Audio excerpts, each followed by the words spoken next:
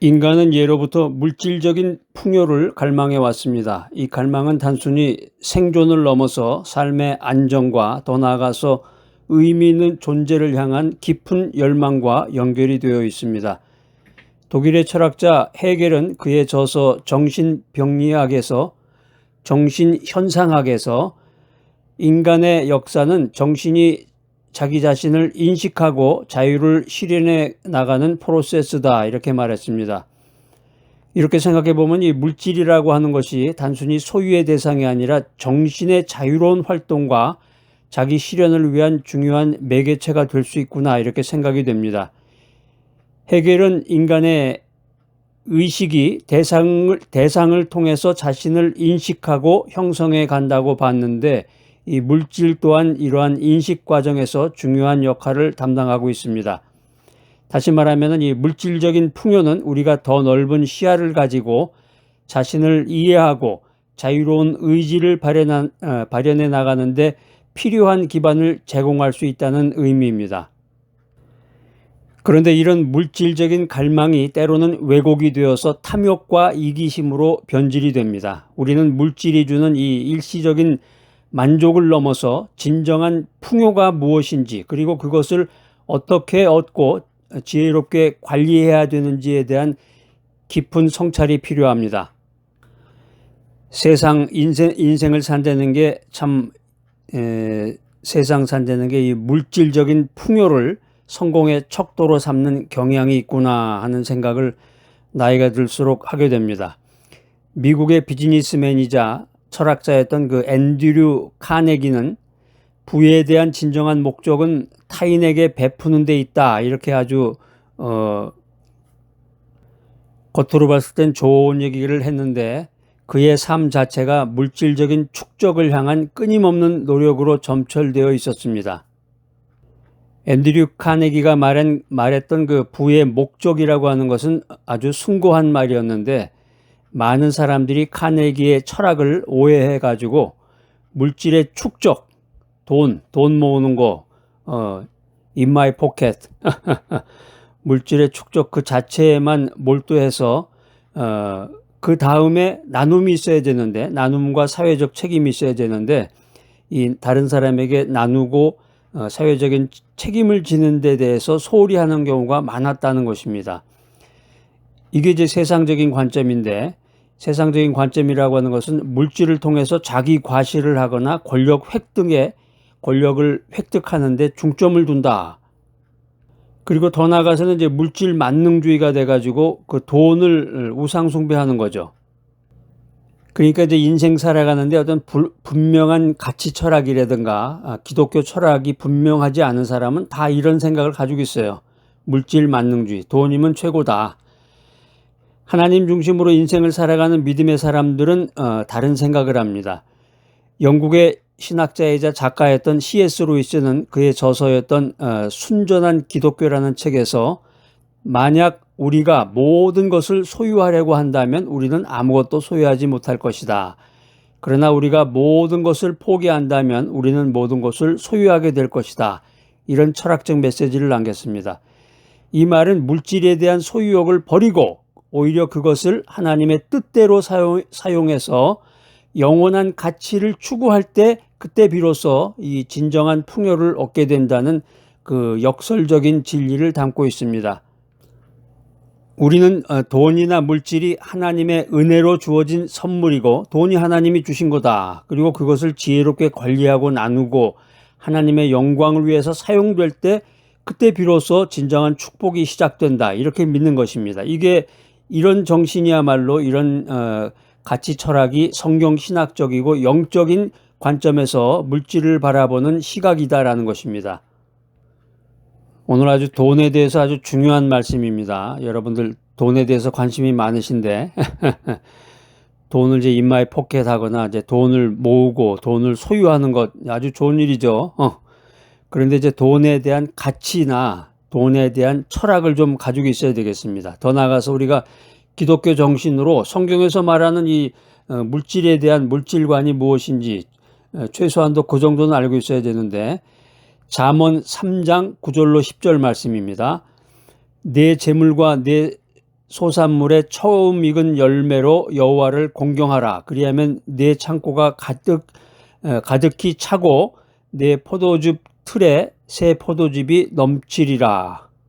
이 말 자체는 이제 농경 사회를 중심으로 해서 이제 그 당시에 쓰여졌던 말이기 때문에 우리가 뭐 포도즙 틀을 뭐 가지고 있는 것도 아니고 뭐 농사를 져가지고 뭐 처음 익은 열매를 뭐 생산하는 것도 아니고, 그렇지만 이 말씀을 해석을 해야 되겠죠. 성경 원어를 가지고 성경을 해석해서 시대에 맞는 그런 메시지를 산출해내야 됩니다. 오늘 말씀 중에 이 재물과 소산물이라는 단어 속에 아주 깊은 뜻이 숨어 있습니다. 여러분 관심을 가지시고 한번 주의 깊게 한번 들어보시기 바랍니다. 우리가 지금 이제 잠언 3장 9절로 10절 말씀에서 두 개의 중요한 단어가 나와요. 재물과 소산물이라는 게. 첫째로 이제 재물이라는 것이 이제 히브리어 단어로 이제 온인데요. 온이라고도 하고 이제 혼이라고도 하고 발음이. 이제 이 단어는 온이라는 말은 이제 단순히 금전적인 부나 소유물을 넘어서 사람이 가진 모든 걸 얘기하는 거예요. 사람이 가진 모든 자산. 그러니까 뭐 능력을 가지고 있다. 어떤 능력. 말을 잘한다. 뭐 사람을 빨리빨리 잘 사귀는 능력이 있다. 뭐 청소를 잘한다. 뭐 무슨 능력이 있잖아요. 어빌러티.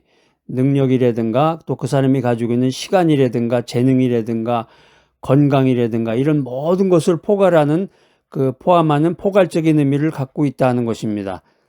그러니까 성경 말씀은 우리가 가진 모든 것이, 내가 가지고 있는 모든 것이 하나님으로부터 온 것임을 강조하고 있습니다. 우리의 존재 자체가 하나님의 은혜로 주어진 온이다. 온임을 깨닫게 합니다. 그렇기 때문에 우리가 하나님을 공경한다고 하는 것은 단순히 하나님 용돈 쓰세요 하고서 헌금을 그냥 용돈 정도로 이렇게 생각하면서 그렇게 심플 단순한 생각을 하는 그런 나이브 같은 사람들이 많은데, 하나님을 공경한다는 게 이 하나님께 돈을 드리는 행위를 넘어서 우리의 모든 시간이라든가 우리의 모든 재능이라든가 그리고 살아있는 모든 순간순간을 하나님께 드리는 전적인 헌신을 의미한다는 것입니다. 이게 바로 성경적인 재물의 정신이에요. 하나님을 공경합니다. 하나님을 경외합니다. 교회 다닙니다. 교회에서 봉사합니다. 돈 내고, 교회 가면 이제 돈 내는 거로 생각하는, 교회는 이제 돈을 내는 곳이다. 그러니까 이게 잘못된 거란 말이에요. 완전히 이런 사람은 기본 정신도 잘못됐을 뿐더러 이 가치 철학도 불분명하고, 뭐 책을 뭐 몇 권이나 읽었어요. 잘 모르잖아. 또 더 나아가서 이 기독교 정신이나 성경에서 말하는 그 재물에 대한 그런 컨셉이 전혀 없는 사람이에요. 전혀 없는 사람이다. 성경적인 재물의 정신에 대해서 우리가 살펴봤고, 두 번째는 이제 소산물에 대한 건데, 소산물의 그 히브리어 단어가 테부아예요. 테부아. 이 단어의 의미는 이제 노력의 결과로 얻어진 수확물이라든가 생산물을 의미합니다. 그러니까 이제 농경사회에서 처음 익은 열매는 한 해 농사의 이제 시작을 알리고 전체 수확에 대한 하나님의 축복을 간구하는 그 상징적인 행위였다는 것입니다. 이것은 이제 단순히 수확물의 일부를 드리는 것을 넘어서 우리가 노력해서 얻은 모든 결과물에 대한 하나님의 주권을 인정하고 그 모든 것이 하나님의 은혜 없이는 불가능했음을 고백하는 신앙의 표현이다라고 하는 것입니다. 신앙의 표현이다. 테부아를 드리는 것은 우리의 수고와 땀의 결실이 하나님의 것임을 고백하고 하나님께 감사와 영광을 돌리는 행위입니다. 할렐루야. 이런 이 성경적인 정신과 레슨은 오늘날에도 동일하게 적용됩니다. 우리가 어떤 일을 하든지 간에 그 결과물이 생길 거 아니에요? 결과물. 그 결과물이 하나님의 은혜로 주어진 것임을 인정해야 됩니다. 그것을 인정하고 그것을 통해서 하나님을 기쁘시게 하고 또 공동체를 섬기는 삶을 살아야 된다. 이것이 성경적인 정신입니다. 그러니까 여러분들 이제 이 바이블 메시지에서 아주 중요한 이야기들, 우리 생활과 관계되고 인생에 아주 직접적으로 적용할 수 있는 그런 메시지들이 많은데, 한 번만 듣고서 그냥 이게 뭔가 오락가락하지 마시고 한 번 듣고 두 번 듣고 자꾸 듣다 보면은 그 얘기가 이해가 될 뿐만 아니라 내 생활에 적용할 수가 있어요. 이제 그러다 보면은 이 신앙이 하루아침에 그냥 업그레이드가 되는 거죠. 잠언은 지혜문학의 정수인데 단순한 도덕적인 교훈을 넘어서 삶의 전반에 걸친 하나님의 지혜를 가르치고 있습니다. 제가 잠깐 어떤 분 말을 들어보니까 이제 한국의 중고등학교 애들, 뭐 초등학교도 그렇겠지만 뭐 도덕이라는 과목이 없어졌다 그래요. 도덕, 뭐 윤리, 예전에 그런 과목이 있어가지고 그걸 배웠던 기억이 나는데 요즘에는 이제 그런 것을 잘 가르치지 않는다고 그럽니다. 그러니까 한마디로 얘기하면은 이제 가치 철학이 없는 거죠. 완전 삶에 대한 어떤 철학이 있어야 되는데 철학, 대학교 들어갈 때 아주 제일 그 흥미있고 재미있었던 과목 중에 하나가 철학이죠. 철학개론 같은 거. 야, 뭔가 이렇게 좀 신비로운 것 같고. 그러니까 여러분들이 잠언을 읽으면 잠언이 이제 지혜문학의 정수인데 기독교 철학에 대한 그런 내용, 잠언이라든가 전도서 같은 경우는 이제 기독교 철학에 대한 아주 그런 디테일한 그런 내용들이 굉장히 많습니다. 특별히 이제 잠언 3장 9절로 10절은 이제 물질적인 축복에 대한 하나님의 약속을 담고 있는 아주 귀한 말씀입니다. 고대 이스라엘 백성들의 삶의 방식과 아주 연관이 되어 있는 그런 말씀들인데 당시에 이스라엘은 이제 농경사회였죠. 수확의 첫 열매를 하나님께 드리는 것이 율법의 중요한 부분이었습니다. 이건 이제 출애굽기에 보면 나와요. 출애굽기 23장 19절에 그 말씀이 나오는데 단순한 이 율법적인 의무를 넘어서 하나님의 주권과 공급하심을 인정하는 신앙의 표현이었다라고 하는 것입니다. 오늘의 말씀이 우리들에게 주는 핵심 메시지가 있습니다. 첫 번째 메시지는 하나님께 최우선을 드리는 삶을 살아라. 우리가 이제 우리의 소유 중에 가장 좋은 것을 하나님께 먼저 드리는 것을 의미합니다. 지금은 아마 그렇지 않을 텐데 옛날에 보면은 이제 그 교회 권사님들이 자기네들이 이제 먹으려고 뭘 사잖아요. 저녁에 뭐 생선을 산다, 뭐 반찬을 했다. 그러면 그 좋은 것 거기서 이제 좋은 부분이라든가 반찬도 아주 맛있게 된 것 같은 거를 이렇게 싸가지고 자기 담임 목사님 갖다 드려요. 드시라고. 요즘은 아마 안 그럴 거야. 이런 얘기하면 정신 나갔어요? 그걸 뭐 때문에 갖다 줘요? 하고서 사람들이 그 가치관이 이제 달라진 건데 성경 정신은 이제 자기가 가지고 있는 가장 좋은 것을 하나님께 먼저 드려라 하는 거야. 이게 이제 단순히 헌금이 아니라 이런 얘기하면 이제 교회에서 담임 목사님이 이제 이런 얘기하면 되게 헌금을 강조하기 위해서 이제 이 구절이나 이 말씀을 이제 많이 하게 되는데 그러니까 이게 듣는 사람도 문제야. 말하는 사람도 좀 제정신을 가지고 말해야 되는데 이게 이제 단순한 헌금이 아니라 우리의 시간이라든가 재능이라든가 에너지를 포함한 모든 삶의 영역에서 하나님을 가장 중요하게 여기는 태도다라는 거예요. 하나님을 가장 중요하게 여기는 태도다.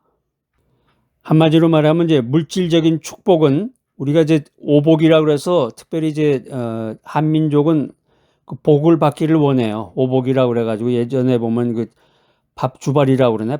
밥그릇. 옛날에 밥그릇도 있고 뭐 국그릇도 있고 수저라 그래서 숟가락, 젓가락 이렇게 있잖아. 다 거기에 복자가 옛날에는 다 쓰여져 있었어요. 복이라고.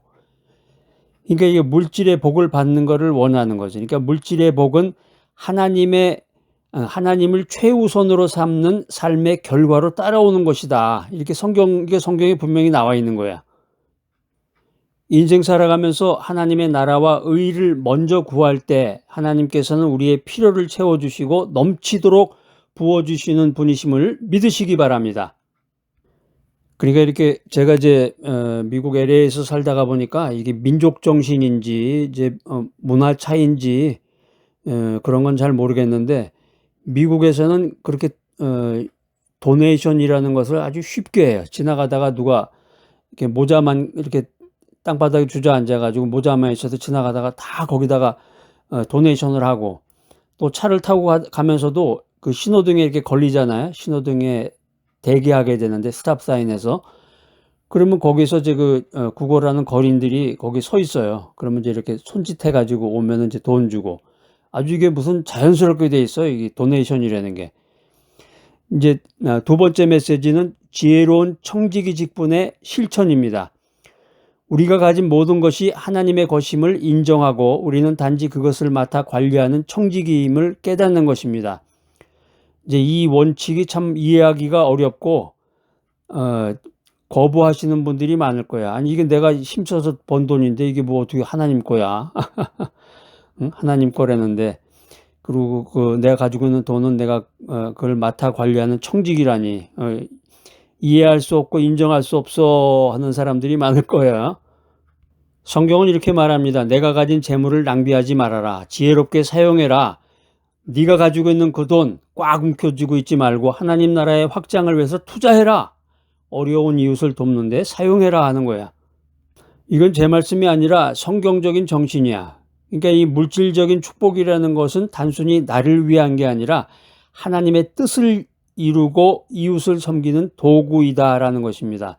주소서 주소서 오늘도 돈을 주소서 그래가지고 복을 받으려고 자꾸 그러는데 이 하나님이 나한테 돈도 주시고 건강도 주시고 재능도 주시고 뭐 다 주시잖아요. 이게 다 주신 거야. 왜 그러냐면은 여러분들이 돌아가실 때 돌아가시게 되잖아요. 돌아가실 때는 아무것도 가지고 가지 못한다는 거죠.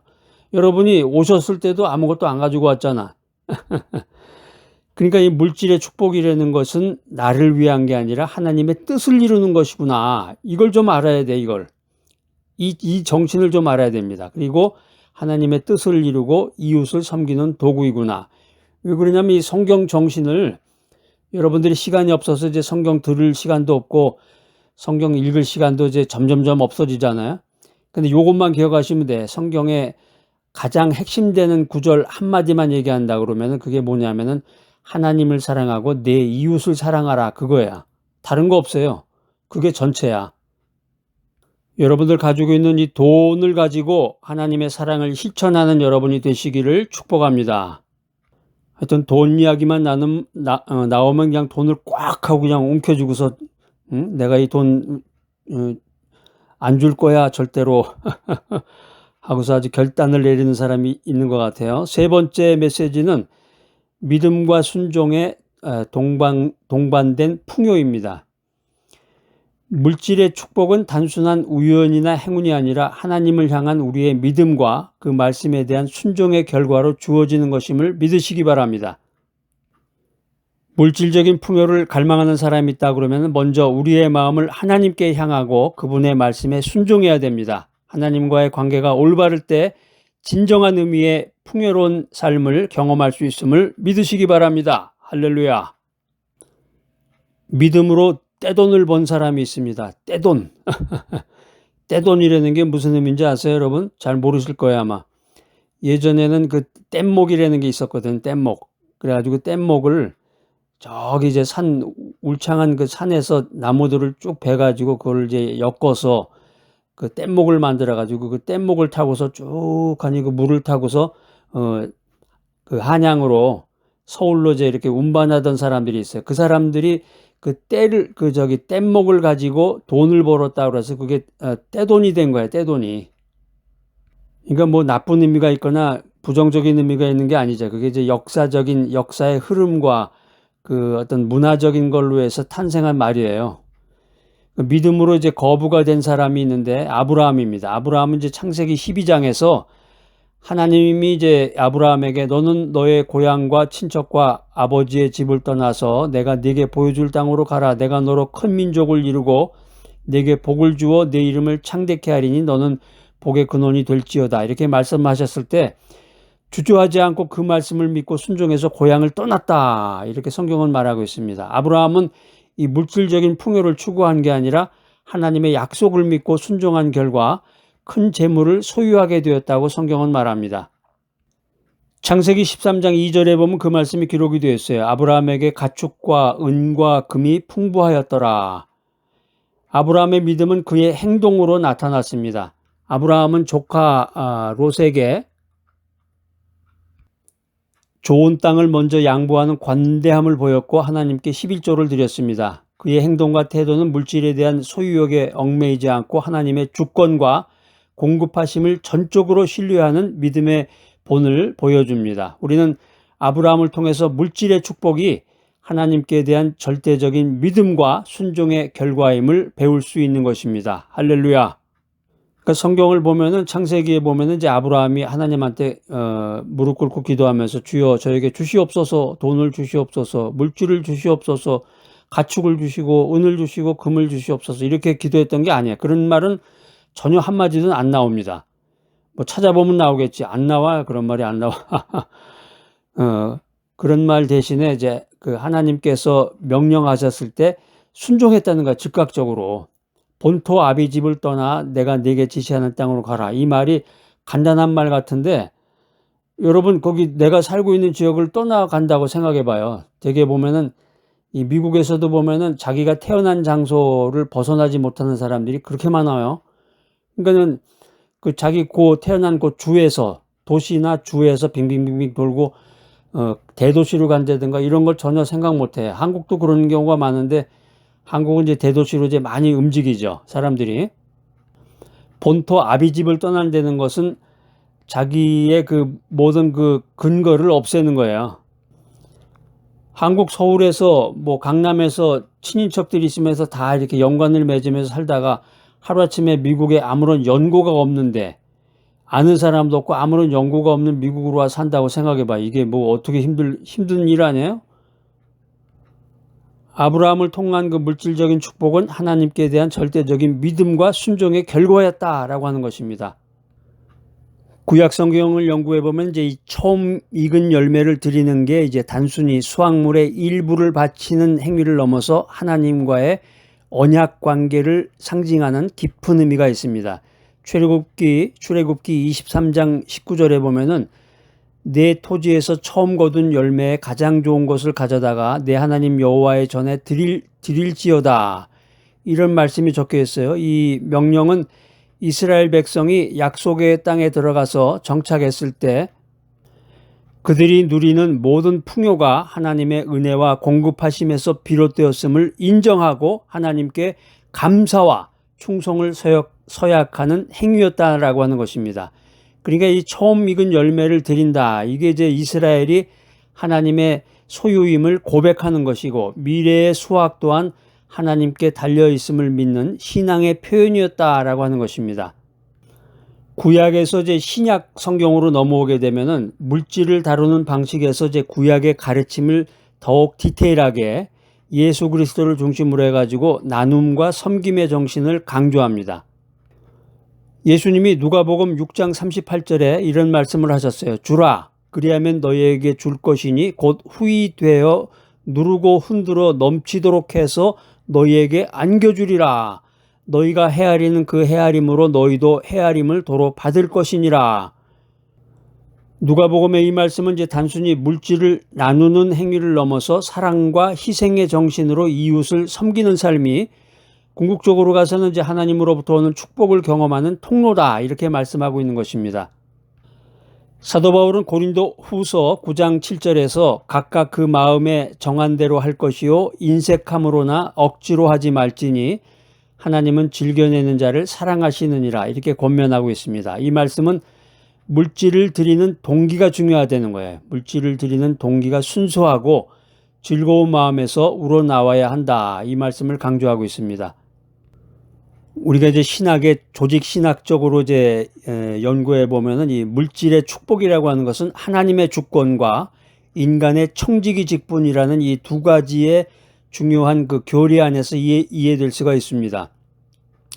그러니까 기독교의 어떤 그 theory죠. 기독교 이론 중에 하나님의 주권이라는 이론과 인간의 청지기 직분이라는 이 아주 중요한 그 이론을 가지고 이 물질의 축복이라는 걸 해석할 수가 있는데 시편 24편 1절에 보면 땅과 거기에 충만한 것과 세계와 그 중에 사는 사람들은 다 여호와의 것이로다 이렇게 선포하고 있습니다. 이 말씀은 우주 만물이 하나님의 소유라는 거예요. 우주 만물이 다 하나님의 거다. 아니 제가 여기 땅 문서 있는데 이게 제 거 아니에요?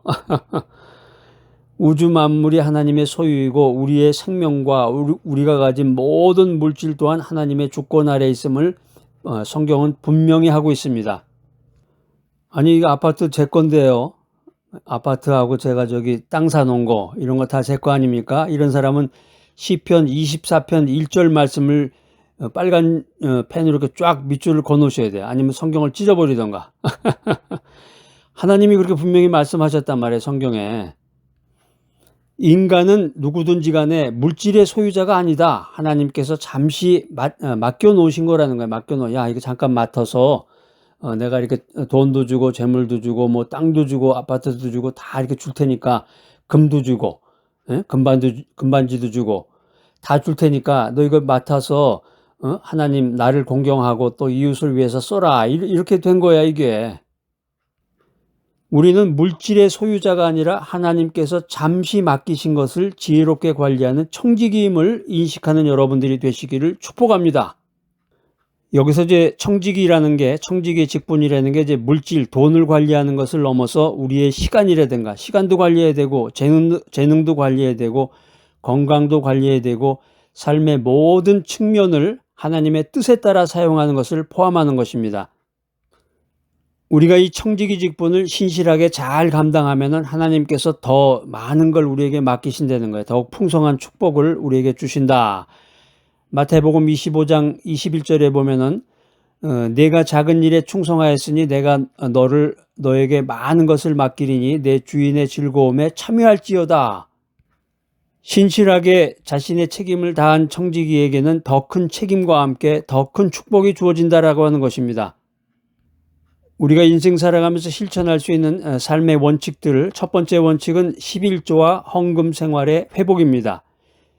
11조는 구약시대부터 내려온 하나님의 명령이자 약속이고 우리의 소득 중에 10분의 1을 하나님께 드리는 건데 이게 이제 단순히 돈을 드리는 걸 넘어서 우리가 가진 모든 것이 하나님께로부터 왔음을 인정하고 하나님의 주권을 고백하는 신앙의 표현입니다.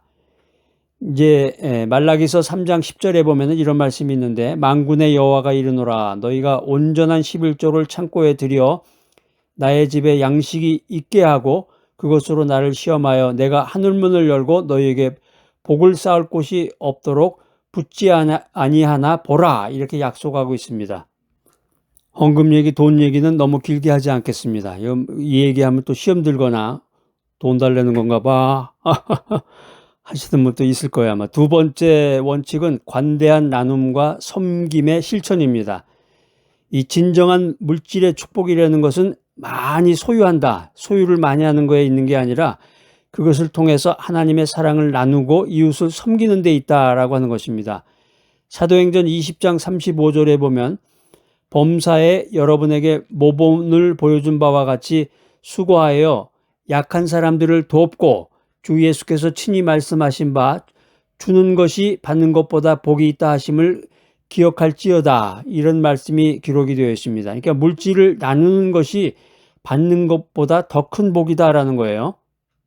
어이쿠 이거 오늘 아주 큰 거 알았네요. 옛날에는 그냥 계속 기도하면 이제 주소서 돈을 자꾸 주고 내 손에다가 쥐려고만 했는데 성경에 보니까 이게 완전히 역설적인 말이 기록이 되어 있네.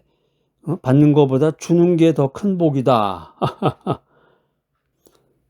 예수님께서 마태복음 25장 40절에 또 엄청난 말씀하세요. 약한 자를 돕고 가난한 자에게 베푸는 것이 나에게 하는 것이다. 또 이런 말씀도 하셨어요. 그러니까 관대한 나눔은 그리스도의 사랑을 실천하는 가장 확실한 방법이다. 이 사실을 우리가 알아야 되겠습니다. 세 번째 삶의 원칙은 지혜로운 재정관리입니다.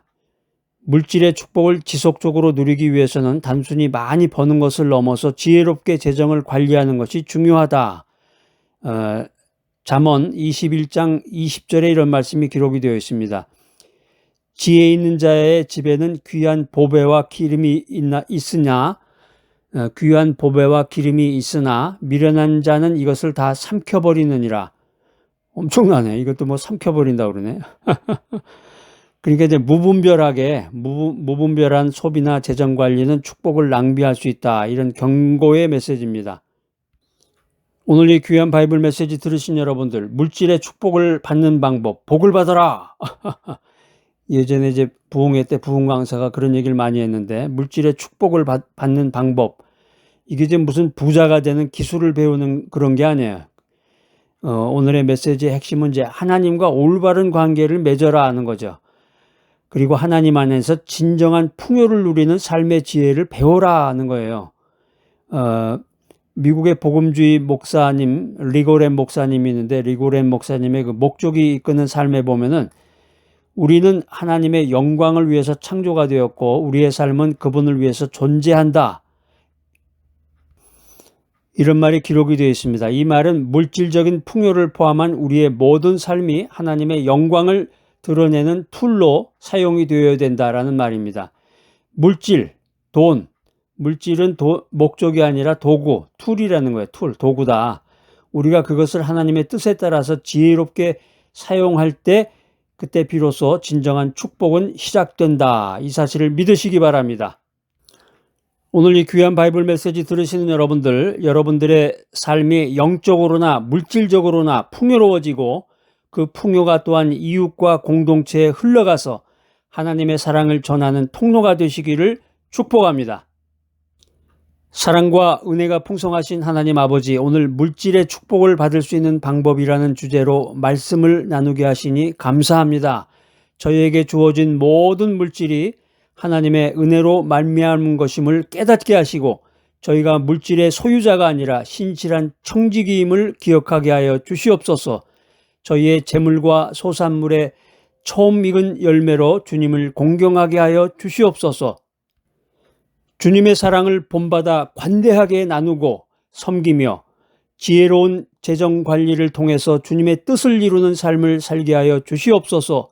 저희에게 영적이고 물질적인 풍요를 허락하시고 저희의 삶이 주님의 영광을 드러내고 이웃에게 복이 되는 통로가 되게 하여 주시옵소서. 예수 그리스도의 이름으로 기도드립니다. 아멘.